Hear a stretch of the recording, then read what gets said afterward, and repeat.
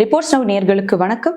இன்று நம்மோடு இணைந்திருக்கும் சிறப்பு விருந்தினர் மூத்த பத்திரிகையாளர் மற்றும் அரசியல் விமர்சகர் திரு கோலாஹல ஸ்ரீனிவாசன் அவர்கள். வணக்கம் சார். வணக்கம். நம்முடைய பிரதமர் மோடி அவர்கள் பீகார்ல பேசும்போது இங்க இருக்கும் பீகாரிய தொழிலாளர்களை திமுகவினர் எந்த அளவுக்கு ட்ரீட் பண்றாங்கன்ற ஒரு வேர்டு அவர் மென்ஷன் பண்ணியிருந்தாரு. அதுக்கு தமிழகத்துல முதலமைச்சர் உட்பட திமுகவை சார்ந்தவர்கள் தமிழர்களை எலெக்ஷன் அப்படின்னு ஒண்ணு வரும்போது மோடி அவர்கள் ஒரு இரட்டை வேடம் போடுற மாதிரி இங்க வரும்போது தமிழர்களை சப்போர்ட் பண்ணி, அங்க இருக்கும்போது ஒடிசா தேர்தல் நடக்கும்போதா இருக்கட்டும், பீகார் இப்போ தமிழர்களை டார்கெட் பண்றாங்க அப்படின்ற மாதிரி அவர் எல்லாத்தையும் சேர்த்து பேச வேண்டிய ஒருத்தர், அந்த ஒரு பதவியில இருக்காரு பிரதமராக. சோ இங்க பிரித்தாளும் சூழ்ச்சி அப்படின்றத பிரதமர் பண்றாரு அப்படின்றத சொல்றாங்க. ரொம்ப வினோதமான, அதாவது ஸ்டாலின் ஒரு எக்ஸ்பெரிமெண்ட் விட்டுருக்காரு. அதுக்கு முன்னால மோடி என்ன பேசினாங்கிறத புரிஞ்சுக்கணும். அவர் இந்த வியாழக்கிழமை தன்னுடைய பரப்புரையில் பீகார்ல இருக்கக்கூடிய முசாஃபர்பூர் அப்படிங்கிற மாவட்டத்தில் பரப்புரையில் ஈடுபடுகிறார். அப்படி பிரச்சாரத்தில் இருக்கிறப்ப அவர் என்ன சொல்றாருன்னா, இங்கிருந்து பிழைப்பதற்காக வெளி மாநிலங்களுக்கு பீகார் உழைப்பாளிகள் சென்றிருக்கிறார்கள். கர்நாடகத்தில் இந்த பீகார் உழைப்பாளிகளை அங்கே இருக்கிற காங்கிரஸ் தலைவர்கள் அவமதிக்கிறார்கள். தெலுங்கானால அவமதிக்கிறாங்க. தமிழ்நாட்டில் கேட்கவே வேண்டாம். பீகார் தொழிலாளர்கள் எந்த அளவுக்கு அவமரியாதை செய்யப்பட்டு இருக்கிறார்கள். இது பீகாருக்கு இழைக்கப்பட்டு இருக்கிற ஒரு மாபெரும் துரோகமாகும். ஆனால் என்ன ஆச்சரியம் என்றால், எந்தெந்த கட்சியால், எந்தெந்த கட்சி தலைவர்களால் இந்த பீகார் உழைப்பாளிகள் அவமதிக்கப்படுகிறார்களோ அந்த தலைவர்களை இங்கு பிரச்சாரத்துக்கு அழைத்து வந்திருக்கிறார் தேஜஸ்வி யாதவ். இந்த விதமாக காங்கிரசும் திமுகவும் பீகார் உழைப்பாளிகளை, பீகார் மக்களை அவமதிக்கிற போது அது தொடர்பாக ராஷ்டிரிய ஜனதாதள் எடுத்திருக்கிற அரசியல் நிலைப்பாடு என்ன? ஏன் மௌனம் சாதிக்கிறது? அங்க யாரெல்லாம் இந்த மாதிரி அவமதிக்கிறாங்களோ அவங்களை இங்க கூட்டு பிரச்சாரத்துக்கு ஈடுபடுத்துறீங்க. இப்ப ஸ்டாலினை பிரச்சாரத்துக்கு கொண்டு வராங்க. இதைத்தான் அவர் சொன்னார். அவர் தமிழர்களை இழிவுபடுத்தல, மாறாக தமிழ்நாட்டில் திமுக அமைச்சர்களும் மற்றவர்களும் பீகார் தொழிலாளர்களை இழிவுபடுத்துவதை மோடி சுட்டி காட்டினார். இவ்வளவுதான் விஷயம். இதுல மோடி சொன்னதை பொய்ன்னு நிரூபிச்சிருக்கணும் ஸ்டாலின். அதை செய்யல. மோடி சொன்னதை பொய்ன்னு அவர்களால் நிரூபிக்கவும் முடியாது. ஆர்எஸ் பாரதி ஒரு தடவை பேசுறப்போ பீகார் தொழிலாளர்கள் பற்றி பேசுறோம், பீகார் தொழிலாளருக்கு அறிவே கிடையாது அப்படின்னு பேசுறோம். அதே போல பானிபூரி பேல்பூரி விற்கிறவன் தான் இவன் பீகாரிகள் அப்படின்னு சொல்லி பொன்முடி பேசி இருக்கிறார். இதே போல பல பேர். அதோட மட்டும் இல்ல, இந்த பீகார்லயும் யூபிலையும் ஹிந்தி பேசுறவன் தான் தமிழ்நாட்டில் கக்கூஸ் கழுவிட்டு இருக்கான்னு சொல்லிட்டு தயாநிதி மாறன் பேசி இருக்கிறார். அதே போல பிஜேபி ஜெயித்து கொண்டிருக்க ஹிந்தி ஸ்பீக்கிங் பெல்ட்டை ஃபுல்லா கோமுத்ரா மாநிலங்கள் அப்படின்னு சொல்லி செந்தில்குமார் சொல்லியிருக்கார், பார்லிமெண்ட்ல வச்சு சொன்னார். இதோடு மட்டும் இல்ல, இன்னொரு பெரிய தகுடு தத்தம் நடந்தது. இந்த 2013 ஏப்ரல் 24 நினைக்கிறேன், அன்னைக்கு டிஆர்பி ராஜா எக்ஸ்ல ஒரு பதிவு போடுகிறார். அதுல என்ன அவர் போட்டிருந்தார் அப்படின்னா, பீகார் தொடர்பாக ரேபிஸ்ட் அப்படிங்கிற வார்த்தையெல்லாம் சொல்லி, இது தனிநப கோளாறு அல்ல, இது சமூகத்தின் கோளாறுங்கிற மாதிரி அவர் சொல்லியிருந்தார். அவ்வளவு போட்டு அது 10 வருஷமா அந்த ட்விட்டர் பதிவு இருந்துகிட்டே இருக்கு. திடீர்னு 2023 நிதிஷ்குமார் அவர்களுடைய முயற்சியில இந்தி கூட்டணி உருவாகிறது. அதனுடைய அந்த கூட்டணி தலைவர்களுடைய முதல் கூட்டம் பாட்னால நடக்குது. அப்போ பாட்னாவுக்கு ஸ்டாலின் போக வேண்டிய கட்டாயம். சரி, இவர் பாட்னாவுக்கு போற டயத்துல இந்த பீகாரிகள் பற்றி டிஆர்பி ராஜா இப்படி போட்ட பதிவெல்லாம் யாராவது ஹைலைட் பண்ணிட்டா, அசிங்கமாயிட்டா, அதுக்கு என்ன பண்றது அப்படின்னு சொல்லிட்டு 10 வருஷம் கழிச்சு 2023 தான் போட்ட ட்வீட்டை டெலீட் பண்ணினார் டிஆர்பி ராஜா.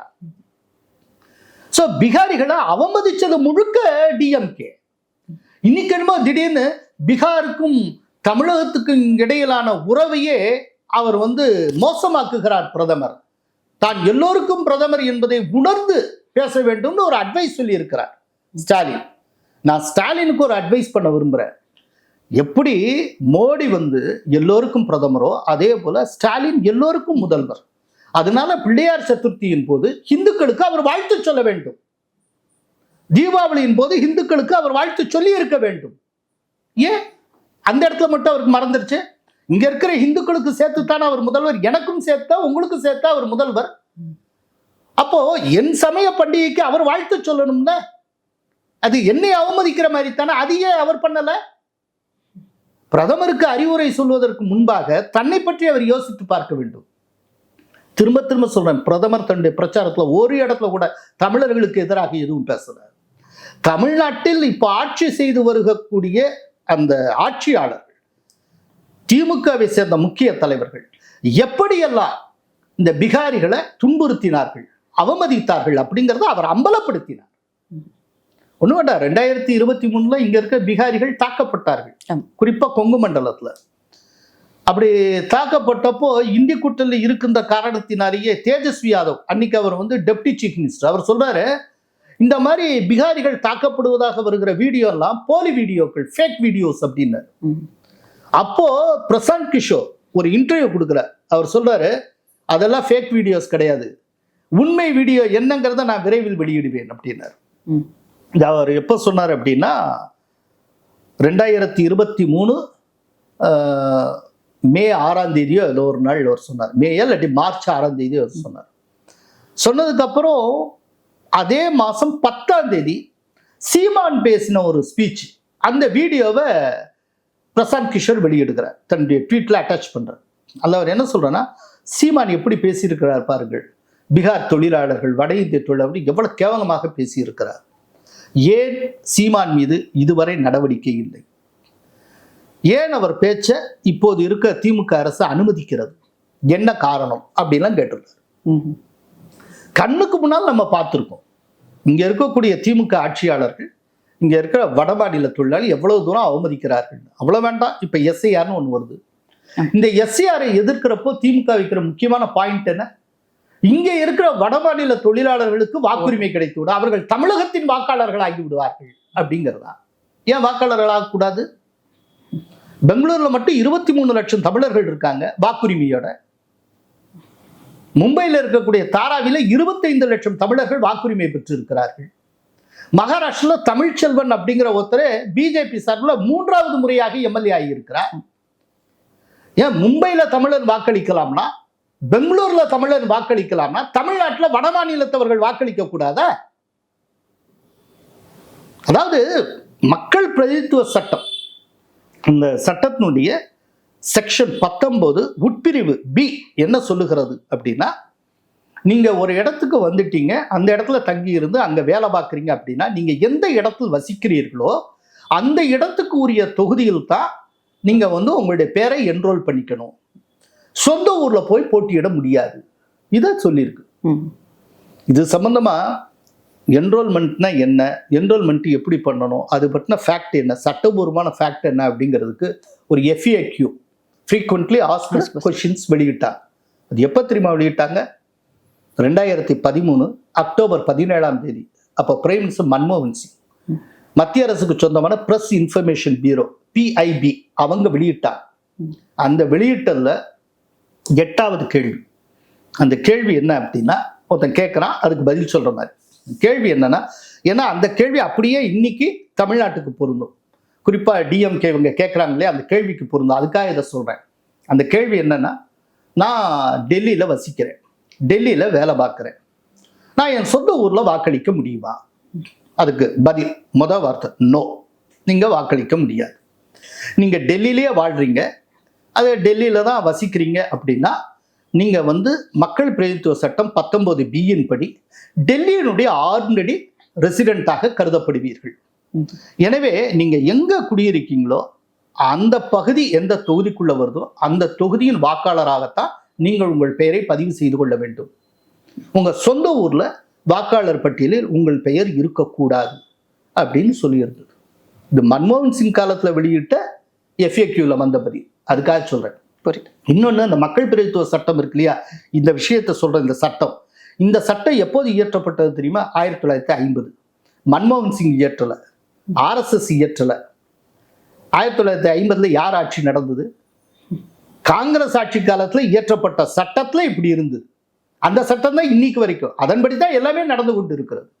டவுட் வரும் இல்லையா? இப்போ இங்க இருக்க பெரும்பாலும் தமிழ்நாடு எடுத்துக்கிட்டோம் அப்படின்னா அதிகமானோர் வந்து சென்னை இல்லைன்னா கோயம்புத்தூர்ல வேலை பார்க்குறவங்களா இருப்பாங்க. ஸோ பல வருடமா வேலை பார்க்குறவங்க இருப்பாங்க, தனி மனிதனாக இருப்பாங்க, ஃபேமிலி இல்லாம. ஸோ அவங்க இத்தனை வருஷமா நான் இங்க வேலை பார்க்குறேன், இந்த இடத்துல செட்டிலா இருக்கேன்னு சொல்லி அந்த இடத்துல தன்னுடைய வாக்கை செலுத்துறாங்க அப்படின்னா அதை எப்படி இது பண்றது? ஊர்ல இருக்கவங்க எல்லாம் இங்க வந்து சென்னையில வாக்களிக்கிறாங்க அப்படின்றது. ஊர்ல இருக்கிறவங்க வாக்களிக்கலைங்க. நீங்க எங்க வாழ்ந்துட்டு இருக்கீங்களோ, எங்க வசிக்கிறீங்களோ அங்கதானே வாக்களிக்க போறீங்க. புரியுதுயா உங்களுக்கு? புரியுது. பட் ரெசிடென்ஷியலி இல்ல அப்படின்றது. ரொம்ப காலமா மதுரையில இருந்தவங்க. மதுரையில எனக்கு வாக்குரிமை இருந்தது. மதுரை மத்திய தொகுதியிலே எனக்கு வாக்குரிமை இருந்தது. அப்புறம் நான் சென்னையில செட்டில் ஆயிட்டேன். இப்போ என்னுடைய வாக்குரிமையை நான் எங்க சென்னையில இருக்கேன்னா அந்த தொகுதிக்கு மாத்திக்கிட்டேன். இதுக்கு முன்னால எந்த இடத்துல நான் இருந்தேன்னா அந்த இதுல நீக்க சொல்லி நான் கடிதம் எழுதி முறைப்படியா அதுல இருந்து அந்த வாக்காளர் பட்டியலையும் பேரையும் நீக்கிட்டேன். ஒவ்வொரு வாக்காளரும் சின்சியரா செய்யணுங்க. யாரும் செய்யறது இல்லை. இப்ப எஸ்ஏஆர் வந்திருக்க நோக்கமே என்னன்னு நினைக்கிறீங்க? இப்போ வீட்டுல பல பேர் இறந்துருவாங்க. அப்பப்போ இறந்துட்டா சின்சியரா போய் வாக்காளர் பட்டியல இருந்து அவர் பேரை யாருமே நீக்க மாட்டோம். பிராக்டிக்கலா செய்யறதே கிடையாது. இப்போ அது ஒண்ணு ஏறிக்கிட்டே போகும். இப்ப இப்படியே ஏறிட்டு போச்சுன்னா யாருக்கு லாபம்? இப்ப இறந்து போனவங்க பேர்ல யாராவது போய் வாக்களிச்சா அப்போ திருட்டுத்தனமா வாக்களிக்கிறது ஊக்குவித்ததாகிவிடும். இப்போ அதை வந்து நீக்கணும். அதுக்குத்தான் இந்த எஸ்ஏஆர். சரி, அதே போல ஒருத்தருக்கு பல இடங்கள்ல ஓட்டு இருக்கும். ஏன்னா ஒருத்தர் ஒரு இடத்துல வசிச்சிருப்பாரு, அங்க வாக்குரிமை பெற்றிருப்பாரு. திடீர்னு அவர் டிரான்ஸ்பர் ஆயிரும். ஒரு 7-8 வருஷமா இன்னொரு இடத்துல இருப்பாரு. அப்ப இங்கேயும் ஒன்னும் பதிஞ்சு வச்சிருப்பாரு. இப்ப அங்கேயும் ஒண்ணு இருக்கும். இப்ப ஏதாவது ஒரு இடத்துல தான் அவர் ஓட்டு போட முடியும். இங்க போட்டாருன்னா அங்க அந்த லிஸ்ட்ல இருக்கு. அதை பயன்படுத்தி யாராவது ஒருத்தர் போட்டு போனா அப்ப என்ன பண்ணுவீங்க? அப்போ அதை நீக்கி ஆகணும். இந்த மாதிரில இருக்குல்ல. அதே போல அது குறிப்பா நார்த் ஈஸ்ட்ல நார்த்ல ரொம்ப அதிகம். என்னன்னா இந்தியர் அல்லாதவர்கள் இந்திய தேர்தலில் பங்கெடுப்பாங்க. குறிப்பா அஸ்ஸாம், வெஸ்ட் பெங்கால்ல வங்கதேசத்திலிருந்து ஊடுருவக்கூடிய ரோஹிங்கியா முஸ்லிம்ஸ், அகதிகள், இவங்கெல்லாம் வந்து எப்படியோ ஓட்டர்ஸ் ஐடி எல்லாம் வாங்கிட்டு அவங்க ஓட்டு போடுவாங்க. ஏன் நம்ம ஊர்லயே திருப்பூர்ல அந்த மாதிரி இருக்காங்கன்னு நான் கேள்விப்பட்டிருக்கேன். இப்போ அவங்க இதெல்லாம் களையணும்ல. அப்போ இதெல்லாம் களையிறதுக்கு ஒரு ஆபரேஷன் தேவையில்லை. அதுதான் எஸ்ஏஆர். இது நல்ல விஷயம் தானுங்க. என்னப்போ எஸ்ஏஆர் வந்து அப்படியே வாக்காளர்கள் பட்டியலில் நிறைய பேர் காணாம போயிடுவாங்கன்னா 2024 லோக்சபா எலெக்ஷன்ல தேர்தல் முடிஞ்சதுக்கு அப்புறம் அண்ணாமலை ஒரு புகார் சொன்னார். என்னன்னா கோயம்புத்தூர் கான்ஸ்டியூன்சில 1 லட்சம் பேரை காணும்னு. அதே போல ஒரு 13,000 ஏடிஎம்கே ஓட்டர்ஸ் பேரே லிஸ்ட்ல இருந்து காணாம போயிருக்குன்னு டி நகருடைய முன்னாள் எம்எல்ஏ சத்யா வந்து சென்னை ஹைகோர்ட்ல கேஸே போட்டிருக்காரு. இப்ப எஸ்ஏஆர் வர்றதுக்கு முன்னாலே காணாம போச்சு. அது எப்படி? இப்ப பீகார்ல எஸ்ஏஆர் ஃபர்ஸ்ட் இம்ப்ளிமெண்ட் பண்ணாங்க. கிட்டத்தட்ட ஒரு 65 லட்சம் பேரோ என்னமோ அவங்க வந்து இல்லாம போய் அதுல யாரு 22 லட்சம் பேர் செத்து போனவங்க பேர். 22 லட்சம் பேர் செத்து போனவங்க பேர் அப்படியே இருந்திருக்கு. 35 லட்சம் பேர் புலம்பெயர்ந்தவர்கள். அவர்கள் இந்த மாநிலத்திலே கிடையாது. வேற ஏதோ மாநிலத்துல தமிழ்நாடு, கர்நாடகா, தெலுங்கானா எங்கெங்கயோ இருக்காங்க. அவங்க பேர் இருக்கு. அந்த 35 லட்சம் பேர் டெலீட் ஆயிருக்கு. அப்புறம் ஒரு 2 லட்சம் பேரோ என்னமோ அவங்க வந்து ஒத்தரை பல தொகுதிகளில் என்ரோல் பண்ணியிருக்காங்க. அதில் அவங்க இப்போ எங்கே இருக்காங்களோ அதை மட்டும் ரீட்டைன் பண்ணிட்டு மற்றதை டெலீட் பண்ணியிருக்காங்க. இது போக அன்கிளைம்டு, அதாவது எனக்கு வாக்குரிமை வேணும் அப்படின்னு கேட்டு வராதவர்கள், முன் வராதவங்க 1 லட்சம் பேர். இந்த 1 லட்சம் பேர் தான் இந்திய வாக்காளர்களே கிடையாது. இது வரைக்கும் இருந்து அவன் ஓட்டு போட்டே வந்திருக்கான். இப்போ அவன் வந்து கிளைம் பண்றதுக்கு வரவே இல்லை. வந்தான்னா தெரிஞ்சு போகும். இப்ப இதெல்லாம் நடந்தனால தான் இந்த களையெடுப்பு, இந்த வாக்காளர் பட்டியலை கரெக்டா திருத்த முடிஞ்சது.